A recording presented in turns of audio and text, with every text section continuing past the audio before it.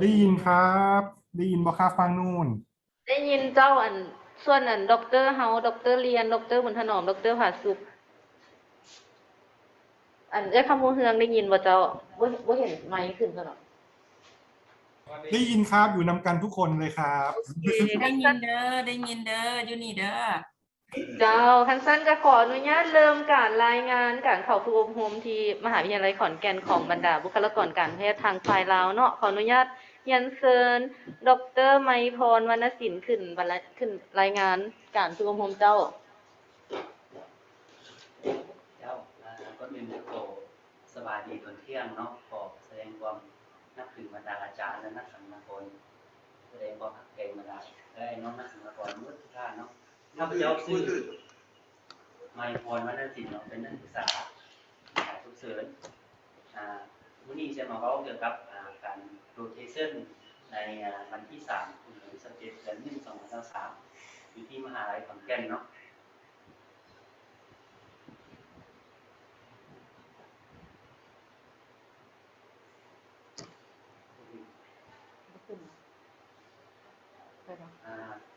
สำหรับการเดินทางไปมหาลัยขอนแก่นนั้นก็เป็นขั้นหนึ่งของข้าพเจ้าที่ได้ไปโรเทตอยู่ท่านเนาะแล้วหน้าตามันจะเป็นอย่างนี้แล้วเนาะถ้าให้หน้าตาเนาะเป็นมหาลัย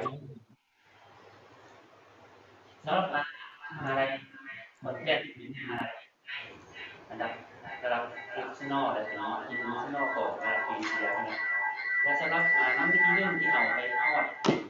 มหาลัยขอนแก่นนั้นก็ได้รับการต้อนรับอย่างอบอุ่นจากอาจารย์ผมว่าเขียนชื่ออาจารย์คือดูเนาะอาจารย์ธีรวัฒน์อาจารย์โหอาจารย์พลพจน์อาจารย์ธนะอาจารย์แพทย์ทิญญาเนาะก็จะพยาบาลหลายๆท่าน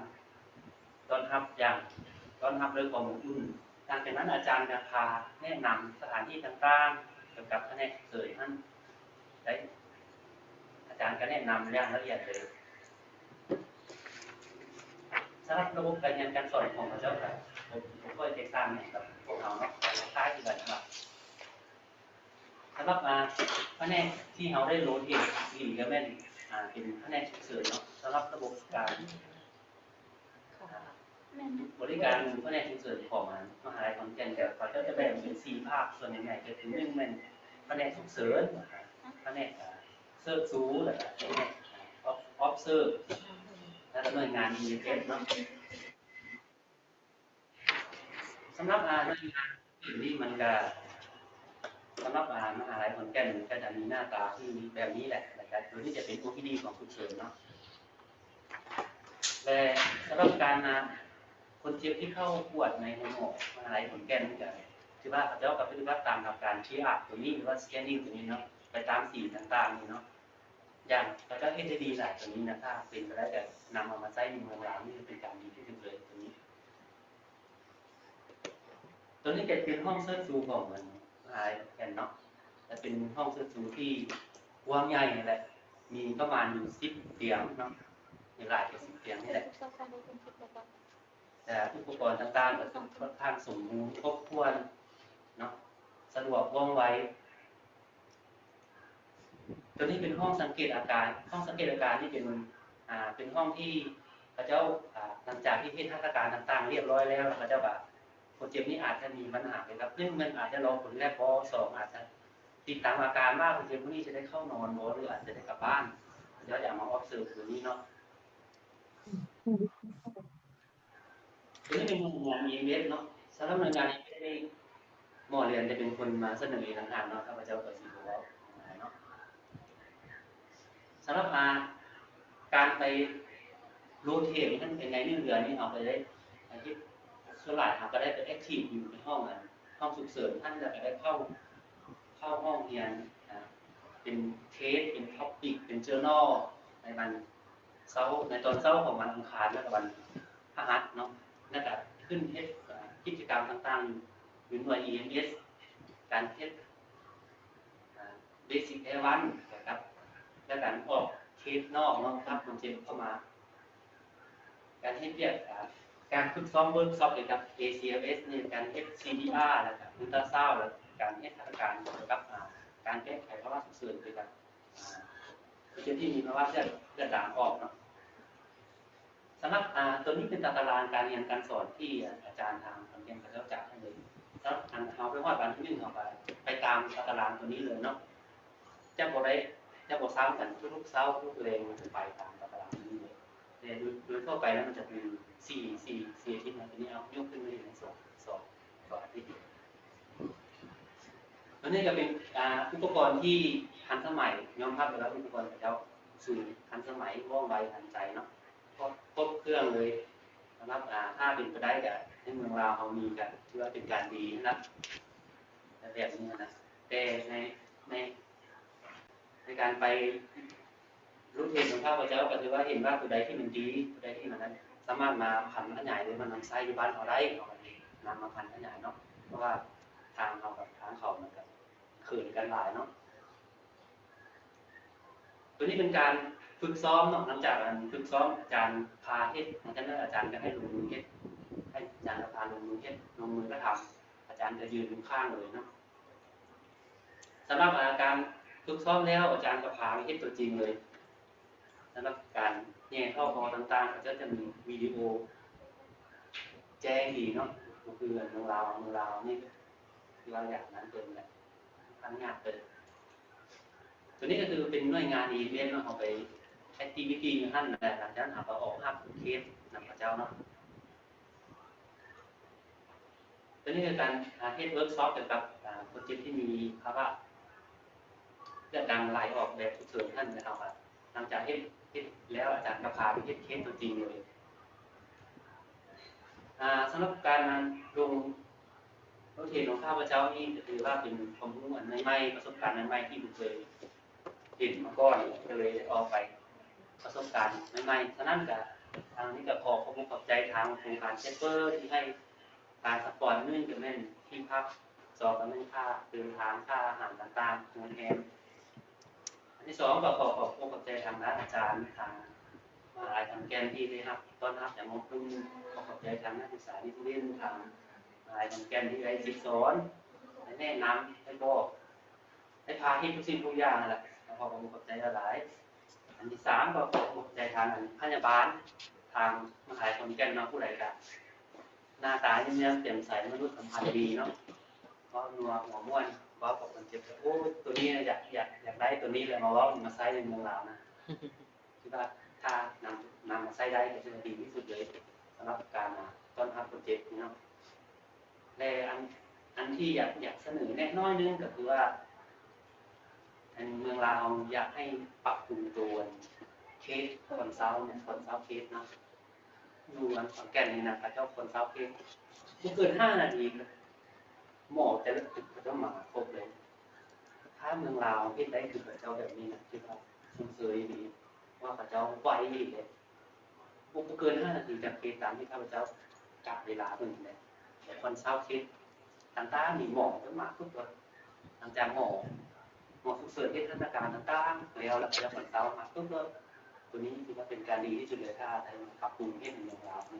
และกับหน่วยงาน EMS นี่คือกันถ้ามันใช้ในเมืองลาวแล้วมันจะดีที่สุดเลยเพราะว่าพระเจ้ามีดีสำหรับรายละเอียดต่างๆนั้นหมอเรียนจะเป็นคนร้อนเนาะกับ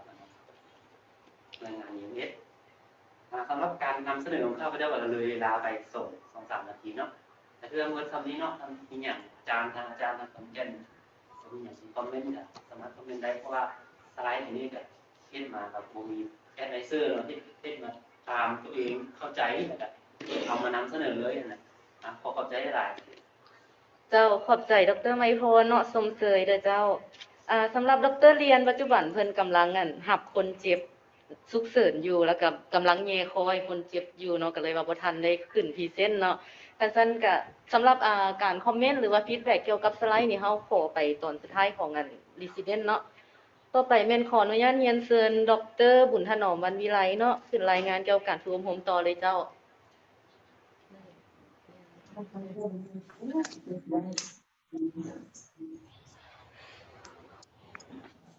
เอาไมค์ไปให้เรา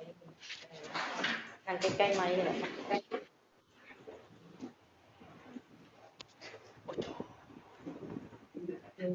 ้ยินปะเนาะได้ยินนะเจ้าเชิญเลยเจ้าถ้ามัน อันทางโครงการเพิ่นสิอันขึ้นสไลด์แชร์ให้เฮาบ่หรือว่าให้เฮาเข้าอยู่พร้อมเฮาเอง ขึ้นเลยเจ้าแชร์เลยเจ้า แชร์ทางนั้นเลยได้เจ้า ย้อน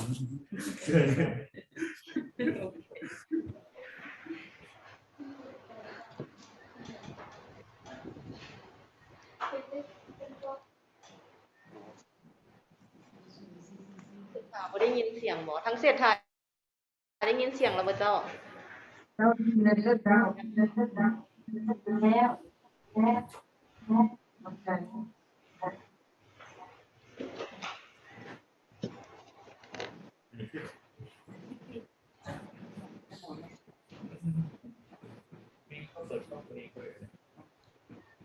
ปิดน้องเดือดเขา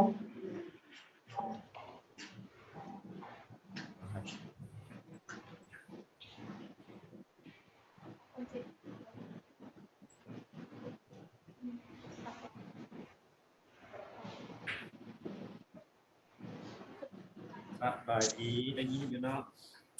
ได้ยินเจ้าเชิญเลยนะเจ้า เจ้าคนอื่นก็สบายดีตอนสวยเนาะข้าพเจ้าชื่อหมอคุณถนอมเป็นดีที่เล่นฉุกเฉินปี3เนาะอัน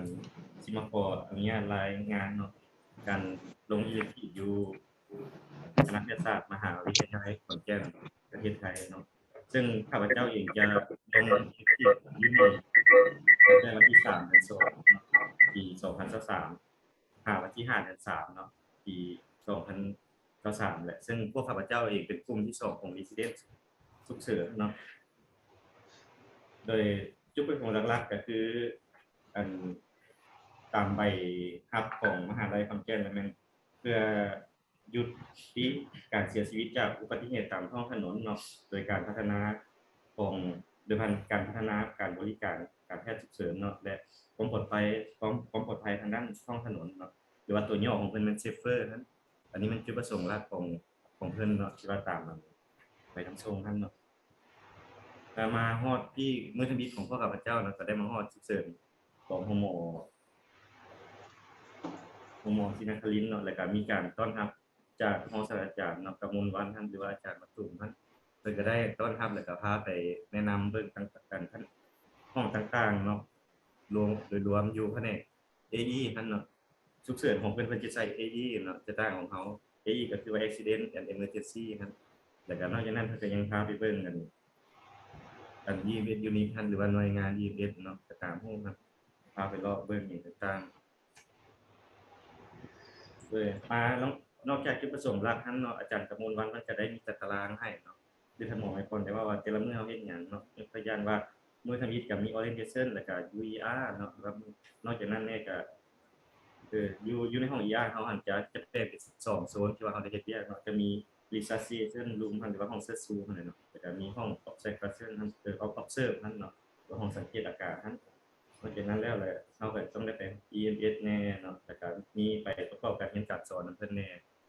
แล้วก็มี private workshop นั่นแต่นอกจากนั้นแล้ววันศุกร์ตอนแรกของแต่ละอาทิตย์เฮาก็มี weekly meeting เนาะซึ่งว่าอาจารย์แต่ละอาทิตย์แต่ละนั้นเพิ่นสิแจ้งมา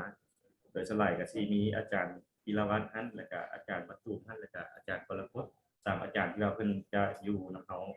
weekly meeting ตอนแรกนั่นเนาะโดยส่วนอยู่กิจกรรมที่ว่าเราเฮ็ดอยู่ห้องฉุกเฉินเฮาก็มี2ส่วนใหญ่ๆเนาะก็คือได้ว่าคลินิกเกินไปทั้งก็สิมีอยู่ห้องรีซาร์ชท่านเนาะห้องรีซาร์ชก็สิเชี่ยวหลายก็สิเบิ่งว่าการถามประวัติคนเจ็บหันประเทศแนวใดเนาะแล้วก็การประเมินคนเจ็บการบ่งมติแล้วก็การ management คนเจ็บท่านเนาะประเทศแนวใดแล้วก็นอกจากนั้นแล้วก็เฮาสิเบิ่งตัวใดว่าควรแอดมิดหรือว่ารีซาร์ชออกบ่หรือว่ารีเฟอร์ไปหมออื่นเนาะว่าคืออยู่ประเทศเพิ่นหันจากบางครั้งที่เราเพิ่นใช้บัตรประกันเนาะอาจจะอยู่ของหมอศูนย์ขอนแก่นเฮาก็จะเป็นต้องได้รีเฟอร์เนาะในระบบการติดตัวของคนเจ็บของเพิ่นกับเฮาสลายก็คือกันนั่นเลยเนาะ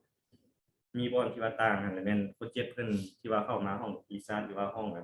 observe มันสลายกันเพิ่นได้ใช้ echo เนาะคือหมอในวอร์ดเพิ่นได้ว่าใช้ echo เบิ่งเบสไซด์หันแล้วก็เฮ็ด fast exam เนาะแล้วก็เฮ็ด e-fast เพิ่นจะเฮ็ดทุกๆเคสเลยเนาะต่างบ่อนต่างของเฮาอยู่ประเทศเฮาก็มีอยู่เนาะแต่ว่าสลายแต่เฮาบ่ได้เฮ็ดอันนี้เป็นความคิดของนักเรียนเองเนาะที่เราบ่ได้เฮ็ด CCTV ก็ต้องเฮ็ดทุกๆเคสเนาะและอีกอันหนึงก็เฮ็ดเวียกอยู่ใน observe room นั่นแหละเนาะห้อง observe room ก็สลายเป็นโปรเจกต์ที่ว่าเฮากวดแล้วเนาะแล้วก็รอท่าคนของ order lab ต่างๆเนาะแล้วก็รอท่า consult physician ของแต่ละอันสาขาแล้วก็รอท่ามือเนาะนอกจากนั้นแล้วห้อง observe ก็สิมี OPD AE นะครับเนาะที่ว่าคือถ้าหมอให้พรเพิ่นว่ามีการจัดขั้นเรียนต่างๆแล้วก็ถ้าว่าบ่นักหลายเพิ่นก็เอาไปเป็น OPD AE นอกจากนั้นแล้วเราก็ยังได้ไปเฮ็ดเวียกอยู่ในห้อง EMS unit เนาะหรือว่า Emergency Medical Service นะอยู่ในหั้นเราจะเบิ่งการรับข้อมูลอิหยังต่างๆเนาะเพิ่นก็เอิ้นศูนย์ CCC คือเฮาเนาะที่เพิ่นก็เบิ่งวิธีการรับข้อมูลแล้วก็เฮาเพิ่นก็สอนวิธีว่าถ้าว่ามีคนที่ว่าเฮาโทรมาหาเฮานะเฮาสิถามข้อมูลอิหยังแน่เนาะจะให้คนเจ็บบอกข้อมูลอิหยังแน่แล้วก็ถ้าว่ามีเป็นคนเจ็บหนักที่ว่าจำเป็นต้องได้ช่วยหายใจเฮาสิบอกคนที่ว่าไว้ช่วยหายใจเนาะปั๊มหัวใจเนาะเดี๋ยว CPR เฮาสิบอกคนที่ว่าโทรมาเฮ็ดแนวใดเนี่ยเนาะนี่ก็เป็นรูปภาพต่างๆเนาะการรับการนั่นการมอนิเตอร์ของเพิ่นนั้นแล้ว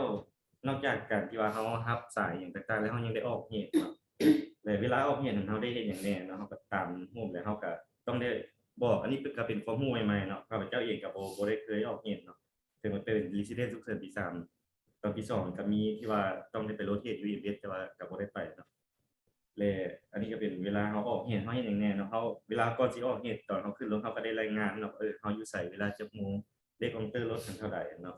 แล้วก็เวลาเฮาไปตามทางเนาะก็จะได้รายงานเป็นระยะว่าเดี๋ยวนี้เฮาฮอดไสแล้วสินะเนาะเฮาฮอดจุดใดของถนนของนั้นนะครับเพื่อเฮาสิไปหาคนเจ็บเนาะแล้วก็อยู่ในรถเพิ่นสิมีเทเลมอนิเตอร์เนาะเพื่อว่าติดตามทางไกลตลอดเวลาเลยเนาะเวลาเฮาไปรับคนเจ็บอันนี้ก็เป็นความรู้ใหม่เนาะเฮาจะเคลื่อนย้ายคนเจ็บตอนตะกี้ข้าพเจ้าก็คิดว่าเฮาไปรับคนเจ็บมันไปรับอยู่จุดเกิดเหตุความจริงแล้วบ่แม่นเนาะเฮาไปรับแบบเป็นบ่อนส่งท้ายเนาะอยู่ระหว่างกลางระหว่างกันผู้เพิ่นไปเห็นไปฮอดเหตุก่อนทันกับเฮาเนาะเพราะว่าผู้เพิ่นไปฮอดเหตุนั้นเพิ่นสิบ่แม่นทีม ALS คือเฮาเนาะจะเป็นทีม BLS จะช่วยเหลือขั้นพื้นฐานก่อนมาหาเฮาก็ช่วยต่อเนาะแล้วอยู่ในรถหันเพิ่นสิมี management คนเจ็บได้เนาะแล้วก็สิติดตามคนเจ็บได้ต่าง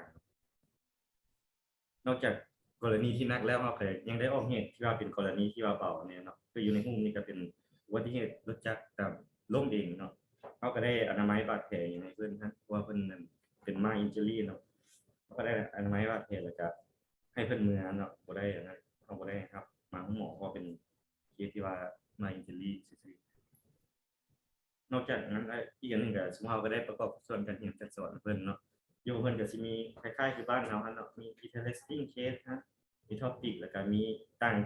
ต่างกันของเพิ่นสิมี resuscitation case เนาะย่อมารวมกันเป็นเคสที่ว่าได้ช่วยชีวิตเนี่ยครับแล้วก็ยังมีอัน AE report ครับอันนี้ก็รูปภาพบรรยากาศการเรียนการสอนของเพิ่นเนาะ เวลานอกจากนั้นแล้วการประกอบการเรียนการสอนอยู่ของเพิ่นเนาะเพิ่นสิมี practice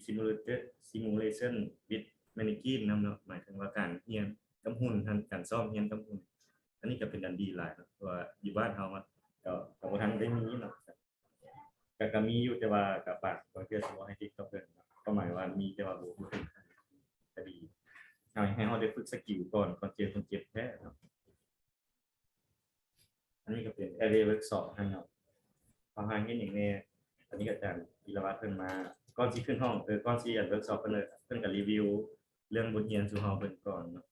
แล้วกลับมาลองฝึกจริง เรากดเรามันก็จะบอกเราทีนี้เห็นไหมเราจะกดตามเสียงติดแบบนี้นะครับสมมติเรากดไปแล้วเราเหนื่อย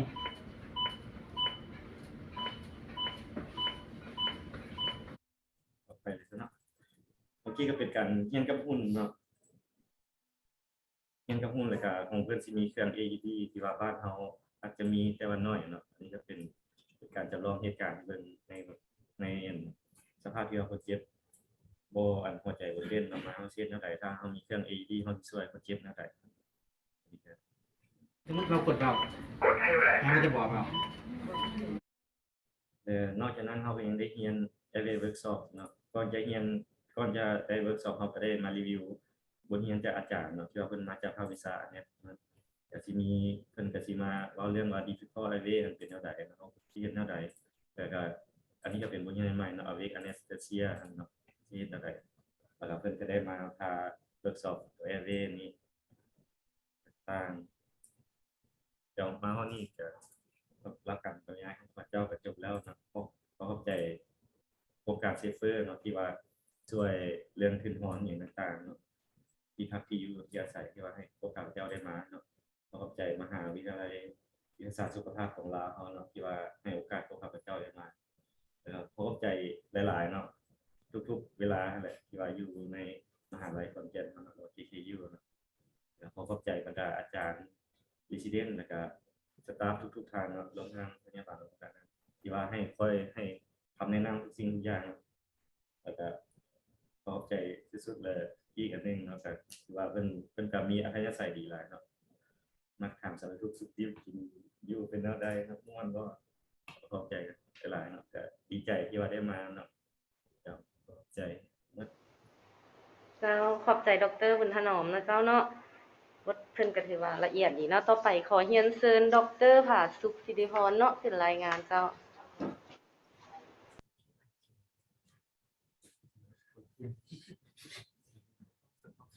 ชอบ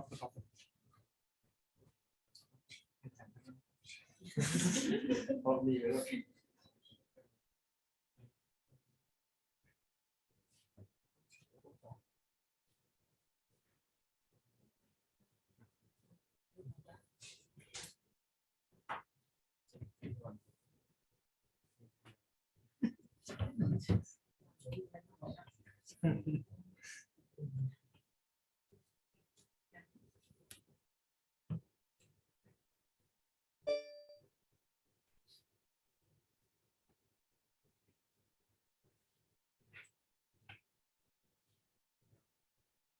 ที่ก่อนเอาแซมขึ้นเลยเหรอ อยาก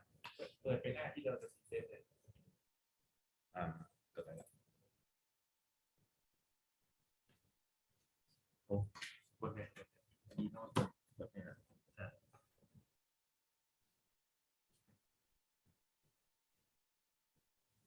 เห็นสบายดีตอนสวยได้ยินบอทั้งCCC ได้ยินเจ้าเชิญเลยเจ้า สบายดีตอนสวยเนาะอีกแล้วนะครับพระเจ้าชื่อธนมพาสุขศรีผลเนาะเป็นนักศึกษาของมหาลัยครับ ขออนุญาตดรผาสุขเสียงค่อนข้างคอยหน่อยนึงรบกวนนะ ได้โอเคข้าพเจ้าเป็นธนมพาสุขศรีผลเนาะเป็นนักศึกษาปี3ที่มาอิเล็กทีฟอยู่มหาลัยขอนแก่น TKU เนาะในที่นี้ก็คือข้าพเจ้ามาวันที่5เดือน2หาวันที่3เดือน3เนาะเป็นการคือ4อาทิตย์แล้วก็ข้าพเจ้ามานำกันกับท่านหมอบุญถนอมที่ว่ามาร่วมกันในที่นี้ก่อนหนึ่งมันก็เห็นว่ามหาลัยขอนแก่นก็คือเป็นมีการต้อนรับบรรดาท่านหมอของเราเป็นอย่างดีเนาะแล้วก็ท่านยินดีมากก็คือท่านหมอบุญถนอมเลยอธิบายให้ฟังเพิ่นดีเนาะว่าเป็นแนะนำที่ว่าไซต์ต่างๆบนเฮ็ดเวียกของมหาลัยเป็นแบบใดลักษณะแบบใดต่างๆเนาะคือในนี้ข้าพเจ้าก็ยกไม่เห็นก็คือของติดตามบอกของคนเจ็บของสู้คนเจ็บบอกเรื่องของขัดแย้งต่างๆเพิ่นเนาะเพิ่นเฮ็ดเป็นค่อนข้างที่จะละเอียดเนาะทั้งมหาลัยทั้งมหาลัยขอนแก่นเป็นเฮ็ดเนาะและในที่นี้ก็คืออีกอันนึงที่ว่าข้าพเจ้ามีความรู้สึกว่าเพิ่นมีการติดตามเอาใจใส่กับคนเจ็บเป็นอย่างดีก็คือในเคสที่เขามาฉุกเฉินในกรณีที่ว่าคนเจ็บหนักก็คือเห็นว่าท่านหมอของเพิ่นมาเบิ่งคนเจ็บโดยรีบด่วนเนาะในที่นี้นะแล้วก็ในช่วงระยะ4อาทิตย์ที่ข้าพเจ้าได้มาก็คือเพิ่นมีการสิสอนอบรมต่างๆเนาะก็คือท่านหมอบุญถนอมได้บอกสู่ฟังได้อธิบายสู่ฟังว่าการเรียนการสอนของเราจะแบ่งเป็นทุกๆวันอังคารแล้วก็วันพฤหัสเนาะจะมีการฝึกของการเฮ็ดสกิลแบบต่างๆเพื่อให้นักศึกษาทุกคนเป็นมีความสำนาญแล้วก็ความเก่งเนาะในที่นี้ ก็คือนี่ครูภาพแม่นอ่าการสิสอนเนาะของบรรดาครูอาจารย์ที่ทางมหาวิทยาลัยขอนแก่นเพิ่นได้อ่าเบิ่งแยกของเราเนาะแล้วก็ในพวกเฮามานี่เสียอาทิตย์นี้ก็คือต้องได้ลงอ่าฉุกเฉินแล้วก็ได้ลงเบิ่งเรื่องงานของ EMS เนาะก็คือหน่วยงาน EMS ก็เป็นอีกหน่วยงานหนึงที่ว่าอ่าเป็นสิ่งที่ท้าทายหนึงเนาะสำหรับของบ้านเฮาเพราะว่าทุกๆเวียกงานของเพิ่นนี่นะทุกๆ EMS ถ้าว่ามีกรณีมีเคสที่ว่าแจ้งเข้ามาพวกเพิ่นจะเตรียมพร้อมเนาะมีความเตรียมพร้อมมีความตื่นตัวอยู่ตลอดเวลาเนาะในที่นี้การออกไปรับเคสต่างๆของเพิ่นการติดตามเคสที่ว่าไปรับไปส่งเนาะเพิ่นมีการติดตามมีการรีพอร์ตของการติดตามเรื่องเขียนเรื่องสิว่าได้ก็ติดตามอย่างใกล้ชิดขนาดเนาะในเคสที่ว่าเป็นหยังรายงานหาศูนย์ของ CCC เพิ่นเนาะเคสนี้จะไปส่งอยู่จุดใดเคสเป็นสภาพแบบใดต่างๆเนาะก็ถือว่าเพิ่นค่อนข้างที่จะละเอียดแล้วก็ติดตามเป็นอย่างดีนะอันนี้ก็คือทีมงานเนาะที่ว่าของมหาวิทยาลัยเพิ่นเนาะในไทยทุกคนก็เพิ่นแล้วก็สุดท้ายแล้วก็ท้ายสุดนี้เนาะข้าพเจ้าก็ขอแสดงความขอบใจมายังโครงการของเซิร์ฟเวอร์เนาะที่ให้โอกาสและก็ให้ทุนสนับสนุนต่างๆแล้วก็ขอขอบใจมายังมหาวิทยาลัยขอนแก่นเนาะต้อนรับเป็นอย่างดีเนาะพวกเราได้มีประสบการณ์ใหม่ๆที่ได้เห็นโอกาสใหม่ๆเนาะสำหรับการเฮ็ดเวียกงานของสายของฉุกเฉินของพวกเรานะว่าบ้านเพิ่นเฮ็ดแบบใดวันของเพิ่นแบบใดเนาะท้ายสุดนี้ข้าพเจ้าก็ขอบใจเนาะโดยเจ้าขอบใจดร.ผาสุกเนาะที่ผ่านมาก็เป็นการขึ้นรายงานของท่านหมอทั้ง3ท่านเนาะสำหรับภาคนี้ผู้รับชมมีคำถามมีคำเห็นแนวใดเชิญเด้อเจ้า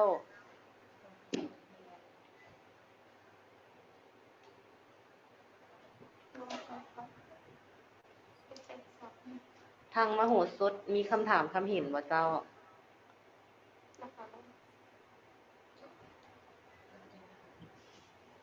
ทางเศรษฐาเด้อเจ้า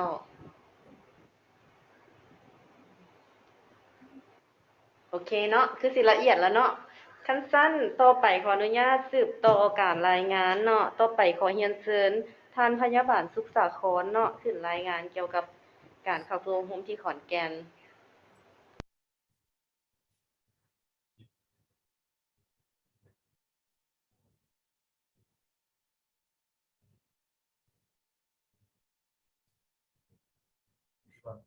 ไม่ติด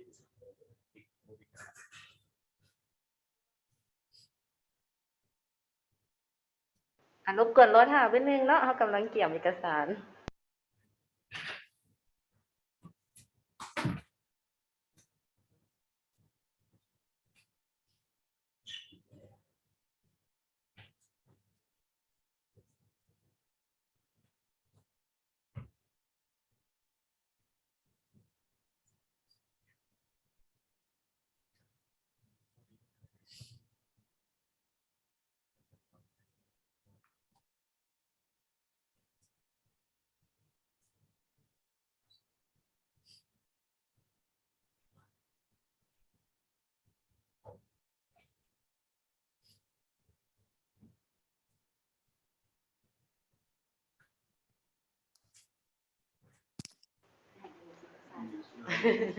น้องแก้วนั่งเป็นกำลังใจให้ธรรมดาแบบเราให้หมู่ให้ครูฟังนี่แหละเลื่อนเมาส์ตัวนั้นแหละตัวนี้ว่ะตัวนี้รูปอันนี้เดินขึ้นตัวไอ้ที่ตั้งนะตลอดเมื่อกี้มันที่ซ่อนเป็นสอบ เสื้อเราคือเป็นส่วนวะ สอบก็ได้แค่สอบเป็นสอบ อะไรเนาะ เจ้าเสื้อเลยเจ้า เจ้าก็คือก็ต้องขอสบายดีเนาะค่ะพระเจ้าเองในนามสุขสังวรสุขวิไลประจำอยู่ห้องหมอมิตรภาพแผนกฉุกเฉินมาขอนำเสนอบทเกี่ยวกับการลงฝึกงานการแพทย์ฉุกเฉินตั้งแต่วันที่2 เดือน 1 ปี 2003 วันที่ 14 เดือน 1 ปี 2003ณสถานที่ในหอศิลปลินนำเสนอเลยโดยนาวสุขสาคร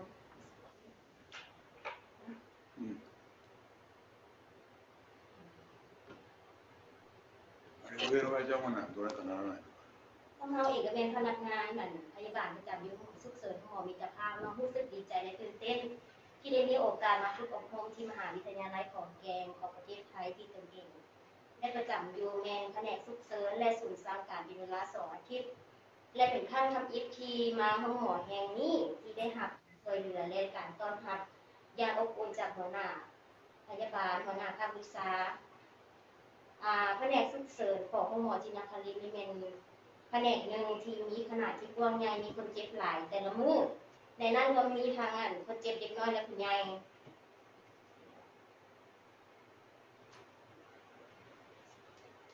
แผนกสุขเสริญรวมมีหลายห้องเนาะเช่นว่าจุดคัดกรองคนเจ็บห้องปวดคนเจ็บนะห้องปวดคนเจ็บธรรมดาห้องติดตามอาการของคนเจ็บห้องล้างบ้านห้องนอนติดตามคนเจ็บอุบัติเหตุและสุขเสริญแต่ละตึก1 5 ตึก 4แม่นติดตามคนเจ็บภายใน7 มื้อของแผนกสุขเสริญ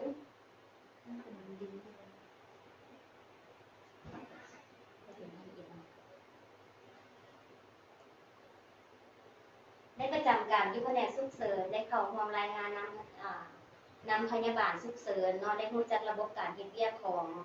พยาบาลแต่ละแผนกได้เฮ็ดเป็น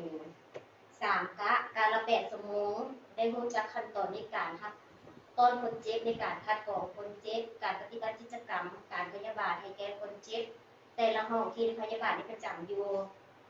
ได้รู้จักวิธีการรายงานคนเจ็บข้างก่อนเข้าออกงานของพยาบาลแต่ละมื้อได้เข้าร่วมห้องเรียนในหัวข้อเกี่ยวกับ LV Workshop และได้เข้าร่วมเกี่ยวกับหัวข้อเกี่ยวกับ Emergency Medical Module Workshop และได้สำรวจในเมืองศูนย์สร้างการได้สำรวจอุปกรณ์ภายในรถอัมบูลันซ์ได้ออกรถห่วงนำทีมงานสุขเสริญของพนักงานของหมอศิลปลินหันไปเที่ยวในคนเจ็บที่มีปัญหาความดันเลือดสูงได้ประจำการห้องแต่ห้องคนเจ็บอุบัติเหตุแต่สุขเสริญ1 5สุขเสริญ4แต่ละตึกนอนก็ได้สังเกตว่าปฏิบัติกิจกรรมของพยาบาลเช่นว่าการรายงานเกี่ยวกับคนเจ็บแต่ละเตียงพิเศษอีกอย่างหนึ่งได้เห็นพยาบาลแต่ละแผนกสามารถดูแลคนแย่คนเจ็บที่ว่าแย่พอช่วยหายใจแก่คนเจ็บสุดท้ายนี้การนำเสนอขอจะเพียงเท่านี้เนาะขอขอบใจทั้งอาจารย์ทั้งหมอจินครินทร์และขอขอบใจทั้งหัวหน้าแผนกพยาบาลพร้อมด้วยสมาชิกพยาบาลทุกทางที่ให้การต้อนรับและได้ถ่ายทอดบทเรียนให้แก่พวกเขาก็จะนำเอาความรู้ในครั้งนี้มาพัฒนาที่ห้องหมอตนเองขอขอบใจเจ้าขอบใจทานพยาบาลสุขสาครเนาะพอดีทานพยาบาลเพิ่นที่เพิ่นคาคนเจ็บก็เลยขึ้นต่างหน้าขึ้นเพียงทานเดียวเนาะสำหรับต่อไปจะเป็นทานพยาบาลสอนและศรีบันเฮืองเนาะทั้ง2แม่นเพิ่นกับคาคือกันฉะนั้นเฮาขออนุญาตเลื่อนไปที่ขอเรียนเชิญทานพยาบาลแพคำและกินนารีเนาะจากมโหสถและเศรษฐาธิราชขึ้นบทอ่านบทรายงานนะเจ้าอยู่ทางบ้าน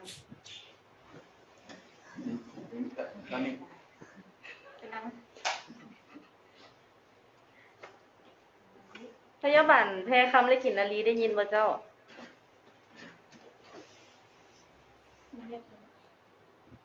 ฮัลโหลเจ้าเชิญเลยเด้อเจ้าโดยสบายดีน้องทางหน้าห้องหมอมโหสถนะเจ้านางแพคำผมมาใส่สีเด้อได้ยินบ่เจ้ายินอยู่เนาะฮัลโหลเจ้าได้ยินเด้อเจ้าโดยเน็ตอยู่บ้านมันอย่างนั้นเนี่ยเด้อเจ้าโดยเริ่มเลยเนาะน้องต่างหน้าจากการได้เข้าไปร่วมโครงการซัฟเฟอร์เนาะได้เข้าไปฝึกอบรมอยู่ที่มหาวิทยาลัยขอนแก่นวันเริ่มแต่วันที่5 เดือน 2ที่17 เดือน 2โดยหลังจากได้เดินทางไปฮอดโรงหมอขอนแก่นก็ได้การต้อนรับจากหัวหน้าพยาบาลเนาะเป็นการต้อนรับ อย่างดีล่ะเจ้าแล้วเพิ่นก็พาชมเยี่ยมชมกวดจุดต่างๆของแต่ละห้องหมอ จากการได้เข้าร่วมในแต่ละวัน ได้เห็นเวียกงานของการเฮ็ดเวียกอยู่ของพยาบาลอยู่ห้องหมอ ถือว่าเพิ่นเฮ็ดเวียกเป็นการได้ระบบดี วิชาการอิหยังต่างๆ เครื่องอุปกรณ์ถือว่าทันสมัยหลายเจ้า จุดที่อยากที่เห็นก็มีการช่วยคนเจ็บสโตรกเนาะแล้วคนเจ็บที่ว่ามีการกระทบอิหยังต่างๆ ได้ร่วมออกเหตุนำเพิ่นแล้วจุดที่อยากคือสิ่งที่เห็นแล้วอยากเอามาพัฒนาก็มีหลายอย่าง ถ้าว่าเฮามีอุปกรณ์ที่คล้ายเพิ่นได้เพิ่มขึ้นหลายอย่างก็คือสิพัฒนาเพิ่มขึ้นคือเพิ่นได้หั้นนะเจ้า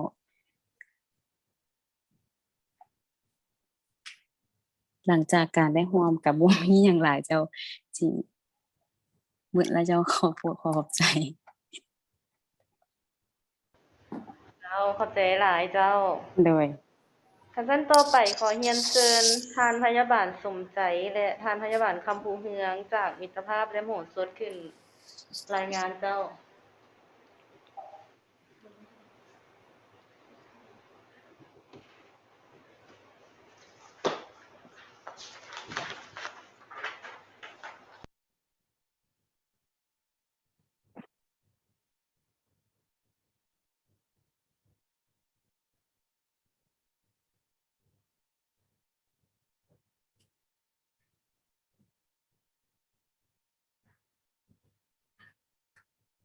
เจ้าสบายดีตอนบ่าย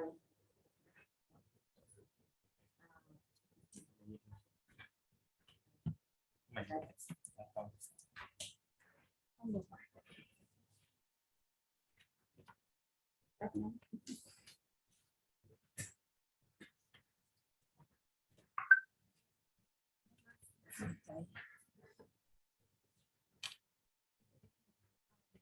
เจ้าอีกอันหนึ่งก็สบายดีตอนบ่ายเนาะข้าพเจ้าชื่อคำภูเมืองแสงสุวรรณาเนาะกับพร้อมกับอันสมใจสมบุตรดีเนาะซึ่งมาจากมโหสถกับมิตรภาพเนาะเป็นกลุ่มที่3ของพยาบาลเนาะพวกข้าพเจ้ามาฝึกอบรมเรื่องการแพทย์ฉุกเฉินแต่วันที่20เดือน2จะไปฮอดวันที่3เดือน3เนาะรวมเป็น2 อาทิตย์แล้วก็ข้าพเจ้ามันคือไป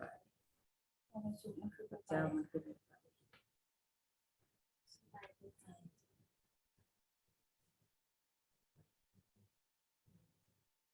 เรื่องเป็นสิคือว่าเป็นข้างทำอิฐเนาะเพราะข้าพเจ้าที่ได้มาลงฝึกอบรมอยู่โรงหมอแห่งนี้เนาะก็ถือว่าได้รับการต้อนรับด้วยความอบอุ่นดีเนาะจากหัวหน้าภาควิชาและก็หัวหน้าพยาบาลและพร้อมคณะทางแผนกฉุกเฉินเนาะของโรงหมอศรีนครินทร์เนาะสำหรับแผนกฉุกเฉิน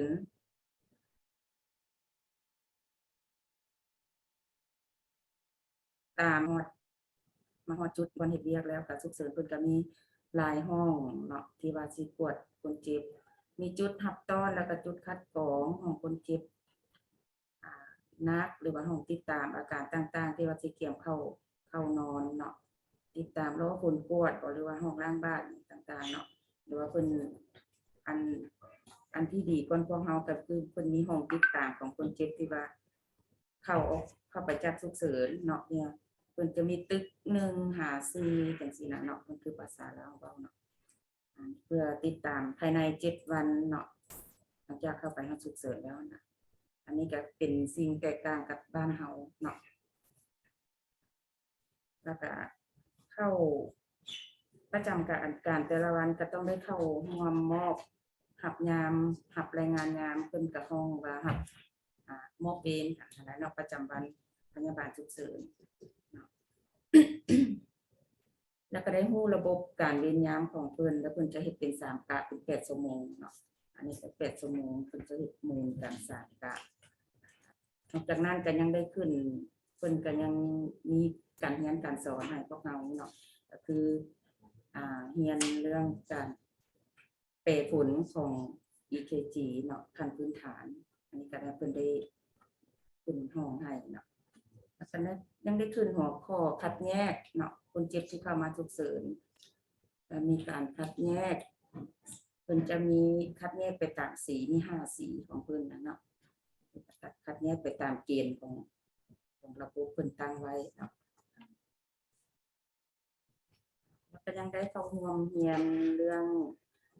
หัวข้อการประเมินคนเจ็บสโตรกเนาะเข้ามาแล้วเฮาสิประเมินคนเจ็บแบบใดนะครับคนเจ็บจังใดอันนี้ก็ได้เข้าเรียนรู้นำเพิ่นเนาะและสังเกตขั้นตอนการเฮ็ดกิจกรรมของพยาบาลแต่ละจุดเนาะและขั้นตอนของการประสานงานกับหน่วยงานอื่นๆเนาะหมายความว่าได้อย่างว่องไวทันใจเนาะเรื่องการประสานงานเป็นการเฮ็ดเวียกของพยาบาลก็ถือว่าคล่องแคล่วเนาะการจัดเรียงอุปกรณ์อย่างต่างๆเนาะก็คือพร้อมใช้นั่นแหละเนาะทุกอย่างก็ต้องเป็นโซนเป็นจัดเรียงสิว่าจะได้ซัพพอร์ตแบบใช้งานได้ง่ายว่าซั่นซะแล้วก็มีพนักงานที่ว่ามาจัดอุปกรณ์เข้าให้เนาะมันก็ต่างกับพวกเฮาหลายอย่างพวกเฮาและแม่นพยาบาล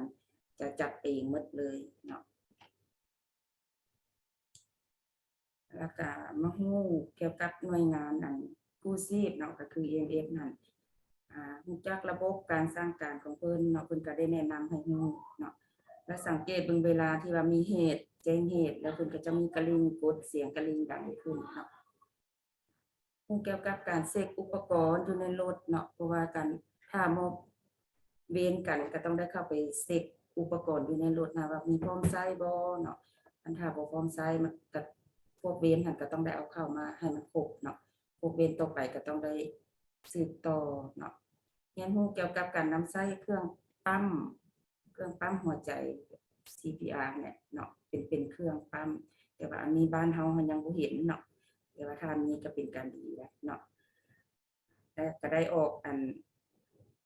นำส่งคนเจ็บนำเพิ่นแต่ว่าเรื่องออกเหตุรับเหตุเนี่ยก็ยังบ่ทันได้ออกเนาะออกไปส่งคนเจ็บอยู่บ้าน1เคสเนาะแต่ละตึกนอนแล้วก็สังเกตเบิ่งกิจกรรมของพยาบาลเช่นว่าการรายงานคนเจ็บกับเตียงอีหยังเนาะเพิ่นก็ต้องได้รายงานการเฮ็ดได้ดีเนาะพยาบาลแต่ละแผนกสามารถดูแลคนเจ็บได้ทุกกรณีเนาะทุกกิจกรรมก็แม่นเฮ็ดได้ดีเนาะสำหรับพยาบาลเพิ่นสุดท้ายก็คือ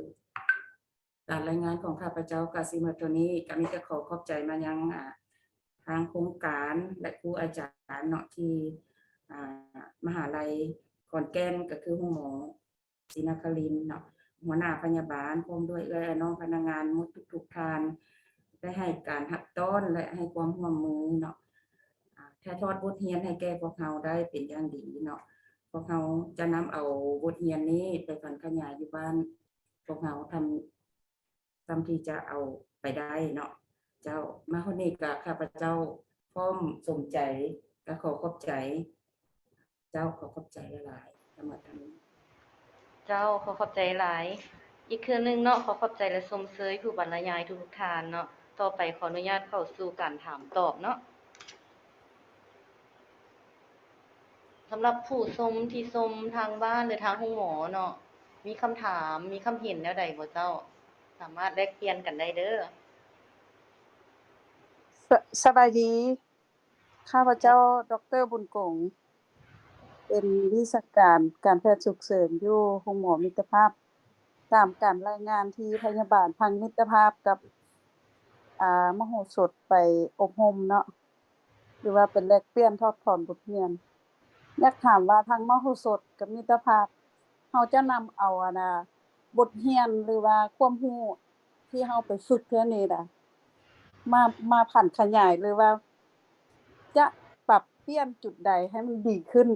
ที่ว่าเฮายังบ่ทันได้ที่เฮายังบกพร่องหรือว่าเฮายังค้างคาอันน่ะจุดเด่นๆอันที่เฮาเก็บกำได้แล้วเฮาอยากเปลี่ยนเดี๋ยวนี้สินี่นะตัวใด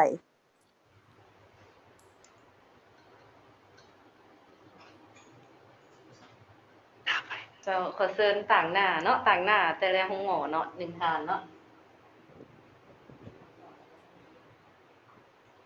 เชิญดรไมพรมาเนาะต่างหน้าทางมิตรภาพเจ้า ว่าได้เลย มาเลยครับ มันตัวที่เรียนอาจารย์บุญกงว่าอันกับข้าพเจ้ากันขอตอบนิดนึงกับบนบ่เข้าใจกันไหนหรอกเนาะงั้นอันตัวที่จะได้ปรับปรุงล้วนก็คือ1เป็นบุคลากรหลักๆเลยตัวนี้นะเพราะว่าบุคลากรมันน้อยหลายและก็อุปกรณ์ต่างๆในห้องหมอนะอยากให้มีอันตัวที่ใช้ได้กับบ่ถึงขั้นใหม่ดอกนี่บางอันก็หัดจนบ่ได้แล้วอันนั้นอยากให้อันอาจารย์ได้เบิ่งคืนนิดนึงนะสำหรับข้าพเจ้าก็มีแต่ซ้ำนั้นแหละเนาะขอบใจ เจ้าขอบใจหลาย สำหรับพยาบาลมิตรภาพเนาะที่คนอยากทุกเสือกับเคดีก็หมอไม่พอเสนอมาเนาะอีกอย่างหนึงก็อยากเพิ่มเติมเรื่องอุปกรณ์ภายในรถอัลโบลังเนาะที่ว่าได้ไปสำรวจมาหรืออยากให้มีอย่างครบถ้วนคือกับองหมอคนนั้นมันเป็นไปได้ให้ดีค่ะ เจ้าขอบใจหลายขอเฮียนเชิญต่างหน้ามาโหดสด1ทานในเจ้า เจ้าขอต่างหน้าไม่หัวสดเนาะ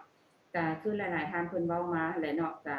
อันที่หนึ่งก็คือทางด้านนั้นอุปกรณ์เนาะอุปกรณ์การแพทย์ของเรานี่ก็คือว่าอยากล่าหลายเนาะกับบุคลากรที่ว่าสิเป็นพยาบาลหรือว่าผู้ช่วยก็อยากให้มีเนาะคือบ้านเพิ่นถ้าเฮาอยากปรับปรุงเนาะก็สิมีเท่านั้นเนาะเจ้า เจ้าขอบใจหลาย ได้บ่ดรบุญกง เจ้าขอบใจหลายๆที่เพิ่นได้ไปทอดถอนบทเรียนแล้วก็แลกเปลี่ยนบทเรียนตัวที่เพิ่นว่าหั่นว่าเรื่องบุคลากรน่าจะเป็นเวียกของบริหารแล้วเนาะแต่ว่าเวียกวิชาการเฮาน่ะเช่นตัวอย่างเห็นเพิ่นรายงานว่ามีการมอบรับยามกันเครื่องพร้อมใช้จังซี่นี่นะแล้วสำหรับเฮาเด้พร้อมแล้วบ่อยากปรับปรุงพัฒนาไปจุดนั้นให้มันได้นะเฮาต้องมีไอเดียหรือว่ามีแนวความคิดแนวใดเพื่ออยากให้มันเป็นแนวนั้นแต่สำหรับเรื่องบุคลากรนี่คิดว่ายังจะเป็นเรื่องของเวียกบริหารแต่เลือกเวียกวิชาการเฮานี่คิดว่าอุปกรณ์เฮาก็คือสิบ่ได้หลุดเบื้องนั้นหลายปานใดเนาะคิดว่าพอใส่แล้วคิดว่าแต่ว่าเรื่องความเตรียมพร้อมที่จะใส่หั่นอันนั้นมันต้องเป็นเวียกวิชาการเฮาต้องว่าเฮาจะพัฒนาแนวใดนะ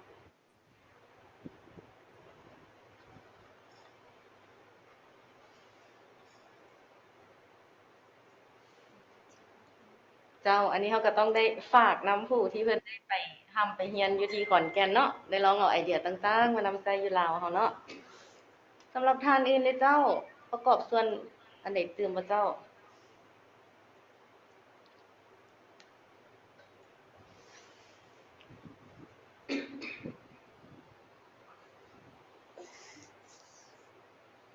ตอนนี้เราก็มีเวลาอีก7นาทีเนาะสามารถประกอบส่วนกันได้เด้อเจ้าเด้อ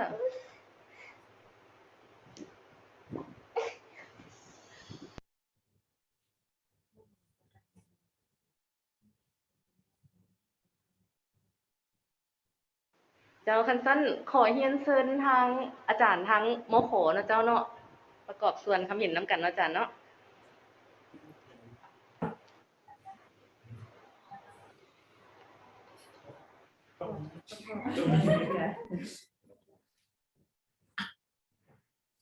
ครับผมกรกฎนะครับ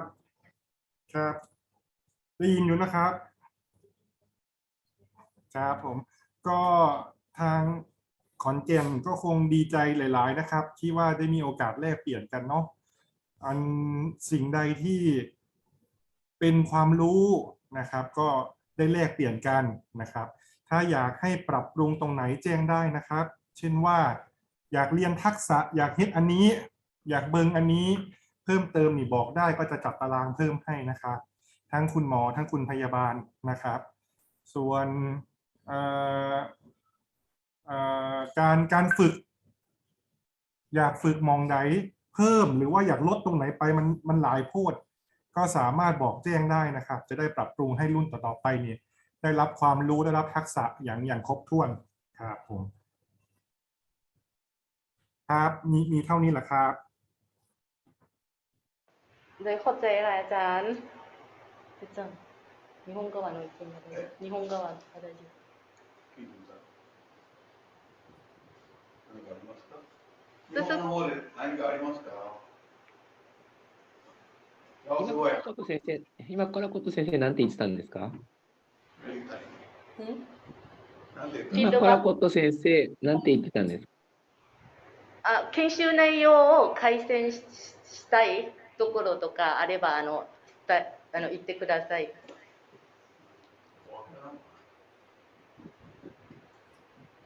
今回研修生の方々非常にたくさんの成果をご発表いただいたと思うんですけど、研修期間とかどうでした？ทางอาจารย์ もうちょっと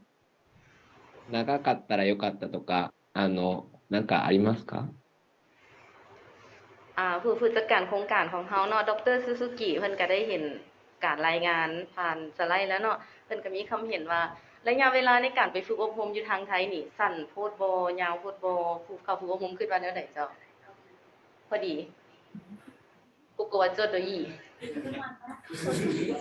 ทางไทยเด้อเจ้าทางผู้ที่อยู่ทางไทยได้ว่าจังได๋สั้นบ่ยาวบ่ พอดีแล้วอาจารย์ ちょうどいいです。はい。